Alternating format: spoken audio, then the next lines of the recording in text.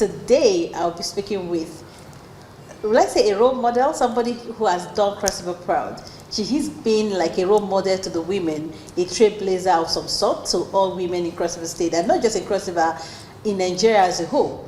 I am so privileged to be here today with the Vice Chancellor of the University of Calabar, Professor Florence. Welcome to the program. Thank you very much, Beatrice. All right, so when I hear Vice Chancellor of UNICAL, for me that was humongous. That was. In fact, I didn't imagine that a woman would function well, because I know that has to do with you dealing with some sort of dons and professors who think they know a lot. So I want to ask you how your experience has been in 3 years. How has it been for you? It's been awesome indeed. Okay. Challenging. Okay. But fulfilling. All right. I've been in the system for so many years. Okay. And I know how the system works. And I know that it has just been like a quiet, silent agreement or notion that this office of the Vice Chancellor is for the men. Sure. And it was like an aberration for a woman to even vie for the office. And so when I came on board, I knew it wasn't just going to be a very smooth sail. Sure. I knew there was going to be a lot of opposition, and there was going to be a lot of people who want to work to bring thoughts here and there. And the men who had thought that it is their birthright. Sure. But I gradually, it's been very wonderful, good experience, because even though it's been challenging, we have our disagreement, we have had our challenges, but gradually many of them are coming to accept the fact that we are doing well as a team. Sure. And I'm doing well as the first female Vice Chancellor. And I think that, like the Agama lizard, I can say I'm doing well. I like having been in the system for so many years. Yeah. And I have seen all the indigenous Vice Chancellors, from Professor Chancellor to the last Vice Chancellor. I've seen all of them. And so when I look back from where we're coming from and where we are today, I think we've done very well. And I tell the women, I'm holding your mandate. Sure. And I don't want to fail you, because I don't want this gate to be closed against other female professors. If we do well, the men will maybe again grudgingly allow, with time, another female professor. Okay. If not, they will just shut the gate against the female professors. Exactly. All right, so what would you say has challenged you the most, looking at all you've been through? I think the rot in the system. Okay. Yeah. It has been very challenging, because I'll say that as one who schooled in a university where our motto was discipline and dedication, the University of Jos, and as one who have been in the University of Calabar for almost 30 years before I became the Vice Chancellor, I saw the good of the University of Calabar. I saw it at the high point. And I know that in the last years, we went down. Our students were no more interested in reading. Okay. Our students were out to sort. And because of that, even we, the lecturers, were getting complacent into what the students are doing. And the system wasn't functioning the way it should function. Okay. And there was a lot of decay in the system. And when I came, we thought we should make some positive changes, bringing in certain policies that we thought people should read, students should earn their grade, and students should register, they should do the old system, the real traditional system of the university. And it wasn't easy. People fought back. Okay. The students fought. Some of the colleagues, especially the younger ones who don't know the university ethics, the university culture, fought back. Oh, this woman has brought certain things new. But there wasn't anything I brought new other than just invoking some of those policies. Okay. So it got to a stage where they went into even burning the university. Wow. They burned about 8 faculty, 8 departments because we insisted that results must be submitted with the result reporting sheets. and which was a practice in the university. Okay. People saw it as odd because a lot of things had gone bad. So we've been fighting a lot of battles. It's been very challenging. Right. So I've been on my toes all through. I like that. And, I can imagine. So as a mother, what would you say you've done differently? I think I have given the students, as a mother really, the students will, if you interview the students, they will say that they have seen those who were here before I became VC, will now know that it was different when they had fathers and now that they have a mother. Yeah. I've been really a mother to the students, Okay. that all of them can access me. Okay. And I mean all my 40,000+ students can access me. Okay. They have access to my house, they have access to my office, they have access to my only phone number. So I have done that differently. Okay. And outside that, I go to offices, to departments, to faculties to get the problems of my students sorted out. If students text to say we have this problem, I move from the comfort of my office and go out there to make sure that I solve the problems of my students. I doubt if anybody has tried to do that before. The fact that I'm so accessible and open to everybody, even with my colleagues, I think I've done something a little bit different. The accessibility, you come in here, you don't see the queue that used to be in VC's office, because everybody has access to this Vice Chancellor. So it's something that is That's why you're very better. different. All right, but you actually assumed office during COVID, which for me was quite challenging for everybody. But how did you navigate through? And then, of course, what would be that distinctive legacy you say that you are going to leave behind eventually? Yes, when we came on board, it wasn't just COVID. Okay. I came on board when there was just NSAS, that the university was vandalized. Sure. And after the NSAS, the youths entered everywhere and equally vandalized. I came at the time when almost half of the roofs, the buildings in the university were blown off in March, and I came in December, and for 9 months, nothing happened. The rain in Cross River State, the rain in Calabar was just pouring in offices and all that, a lot of damages. Wow. So, and there was COVID. Sure. But we came up and we had goodwill from people in the system, goodwill from the government of the day, especially the Commissioner for Health then, Dr. Betta Edu. She was up and doing with her team. They were here in the university. We had to set up tents because we were afraid. We had 2 tents for the male, for the female, and she gave us a lot of support then. And they brought a lot of things from the government, the government of the day, Cross River State government, to support us for the COVID. And good enough, thankfully, we didn't have crisis in our hands. And say, how have we been able to navigate from all that? The popular question, what have you brought to the table? What is it that I will be known for? Yeah, your legacy. My legacy will be the Vice Chancellor who came and changed the face of UNICAL. Today, 3 years down the line, UNICAL, physically speaking, is not the same again. Academically speaking, is not the same again. Talk about our student result, is not the same again. Talk about the commitment of our students. Reading is not the same again. Students, the reading culture has gone back. During exams, go to the classrooms and see students again saying, Florence Obi, we are reading. In fact, they claim they are reading for Florence Obi, but they are reading their books for getting knowledge for themselves. And at the end of the day, we will be known as the government, the Vice Chancellor who came and will leave no abandoned projects.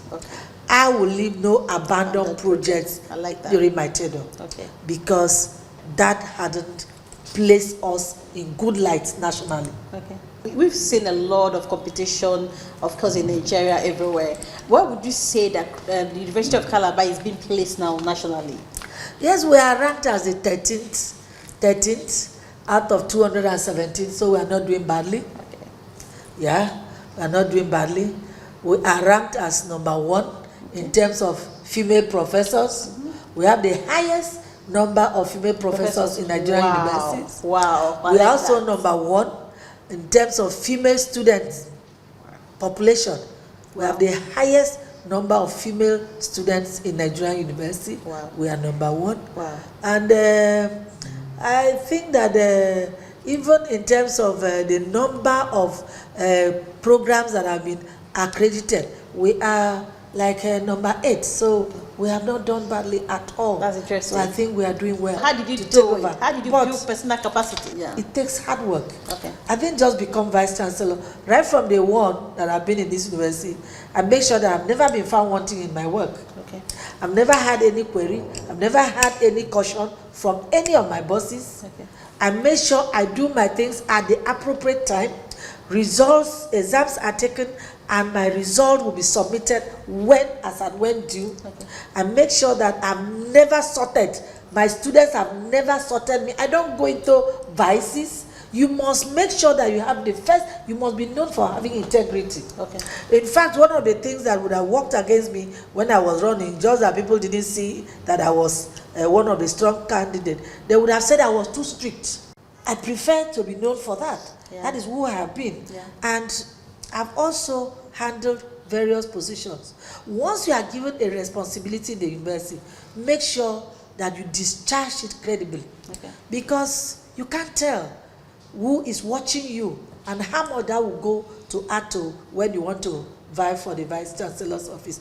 As head of department, I worked as hard as I'm working here. Okay. As dean of faculty, I work very hard.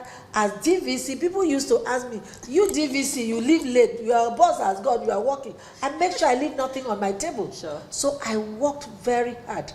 But principally, while I was preparing for this, I read books. I went and consulted past vice chancellors. I did interviews with them. I sought for their opinions. I asked so many things. I made sure I saw the template other universities have used in assessing vice chancellors, in vice chancellorship interview. And I worked very hard. I was reading much more than I even read for my PhD.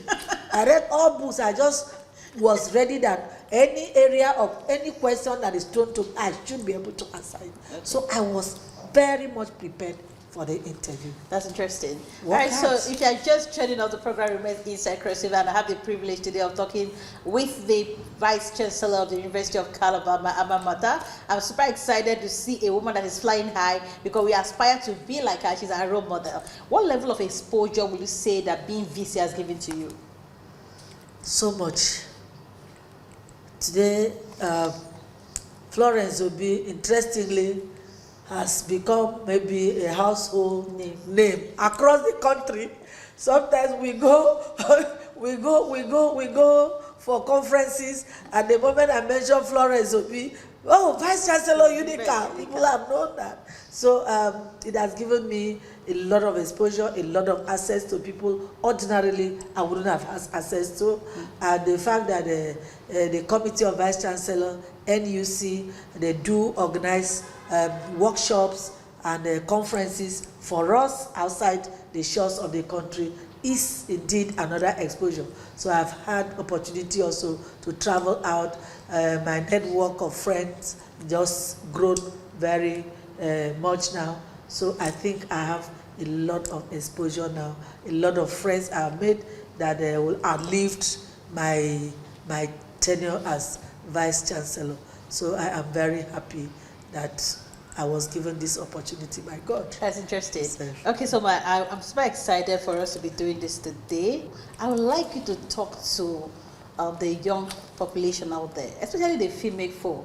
We are depending on people like you to make that visible difference for your young, maybe out of the 48,000 plus students in the university, about maybe 30,000 should be females and all of that. And then what would be that advice you have for them specifically as they progress to whatever career of their choices? Well, I've always told my students that they must be focused. Gone are the days when a woman thinks that as a woman all I aspire for is to get a husband who will be feeding me, who will be clothing me, who will house me, and I drive his car, and that is what I should be known for. Women have gone past that. Yes, you have the husband, but who are you after your husband. Who are you? You must be focused. You must have your own vision and mission for yourself. You must work very hard. And I tell women whenever I have opportunity, for every woman who wants to make a mark in the world, you must tell yourself that I must work 3 times harder, not double, 3 times harder than the man, your contemporaries who are men, your peers who are men. So if they are sleeping for 6 hours, you will sleep for 2 hours, because you must work harder than 3 times harder than them for you to be recognized. And outside working very hard, be very committed and dedicated. Be someone that people will take you by your words. If you tell somebody no, people should respect your no.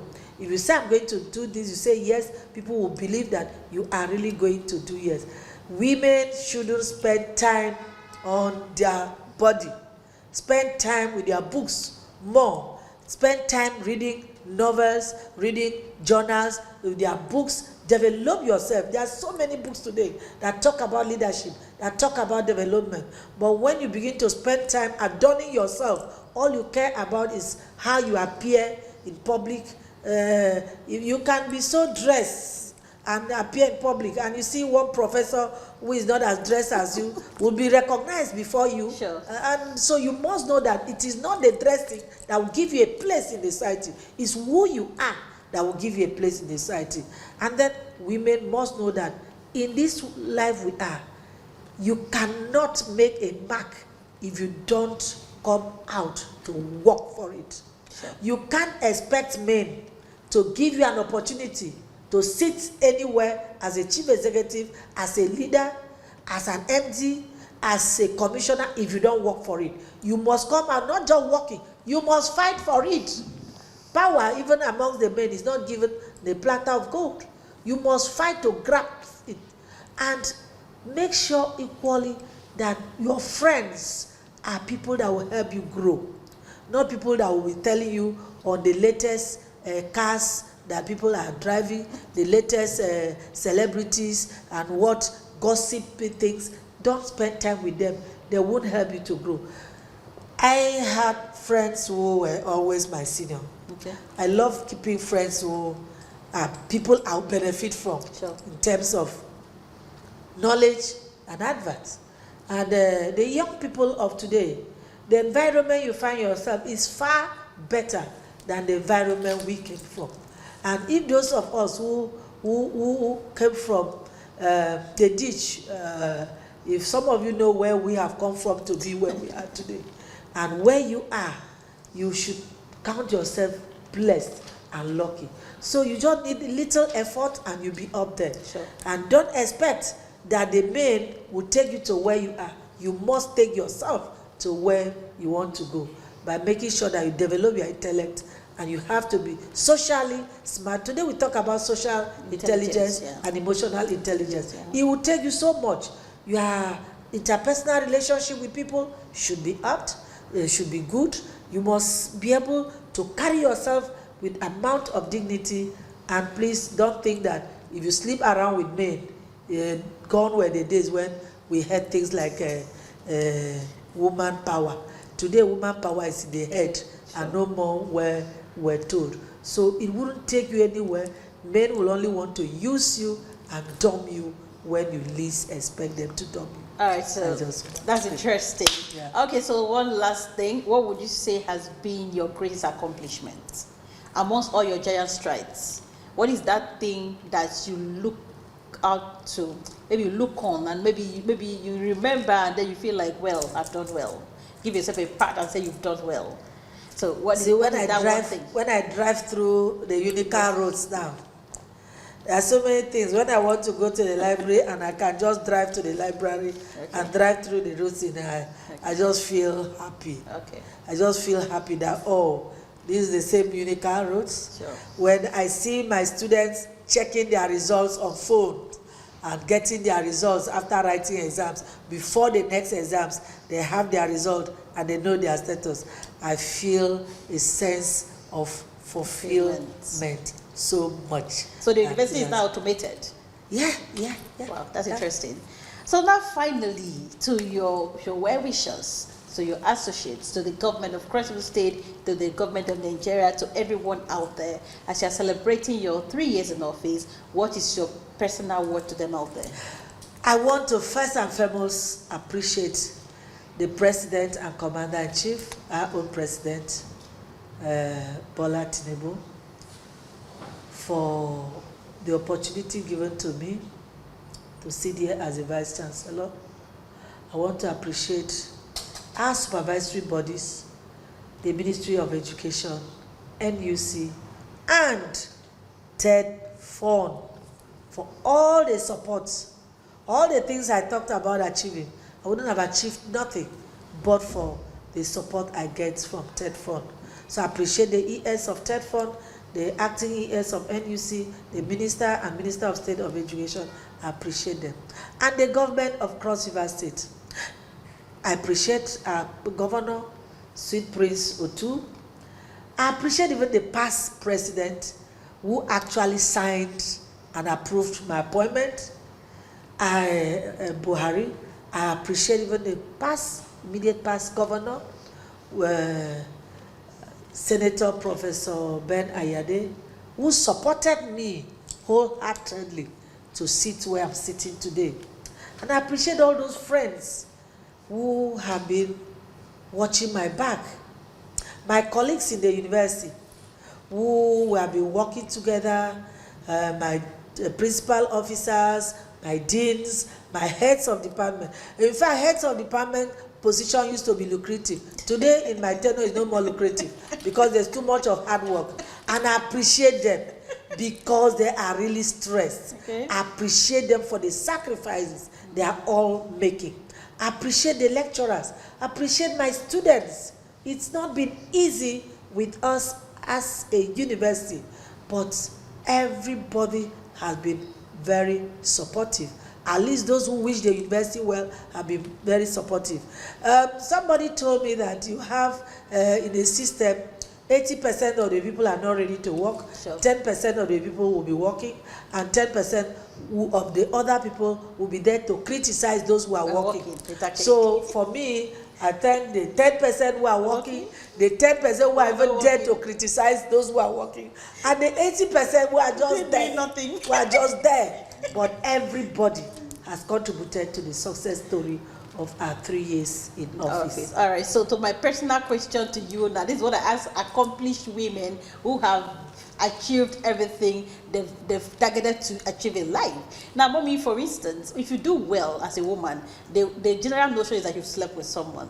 How did you navigate through that? How did you overcome that? Was that your experience? Did you ever experience that? No, as a person, no. Okay. Because I think that people have known who I am. Okay. And people know what I stand for. Okay. And I don't think people will ever associate me with such. Okay. Even those who gossip, rather they will say I'm too strong. And then they will say, in fact, some said I belong to Ogbuni cult. That is why I'm succeeding. They don't talk about men with me. Because, So that is not your thing. that is not my thing. But I think that, yes, that's what they say about women. Yeah. But that shouldn't bother any woman at all. Right. If you are a woman and you're a woman, people must say that you sleep around with men. And but men also succeed. Nobody talk about their succeeding by sleeping with women. Sure. And so if women succeed by sleeping with men, then men are succeeding by sleeping with women. So it's 1-1. So I don't think there should be anything that anybody should bother about at all. Right. So just go on and get focused. Right. So we've been having this thought-provoking interaction with the Vice Chancellor of the University of Calabar, the delectable Vice Chancellor. You know, this is one woman that inspires everyone out there. I know people are learning from her, and then of course she has shown everyone, every female out there, that you can walk into any room and own it, and you can be the best version of yourself by becoming the first Vice Chancellor of the University of Calabar. It's possible for any other woman to take over many years from today. My name is Mary Shizakpala. The program is Inside Cross River. Mommy, I want to say thank you for the access. It's been a privilege interacting with you. We wish you the absolute best in your 3 years in office. And then, of course, Beyond that, we wish you the absolute best in the days ahead. Thank you very much. Congratulations. Thank you. Okay, so please, like I always say to you, let us come together and continue to support the Senator Prince Bassey Edetutu-led administration in Cross River State. Cross River is a personal responsibility. It is us that will make Cross River what it ought to be. And of course, it requires our collective involvement. My name is Beatrice Akbala. I'll see you some other time with another thought-provoking edition of the program Inside Cross River.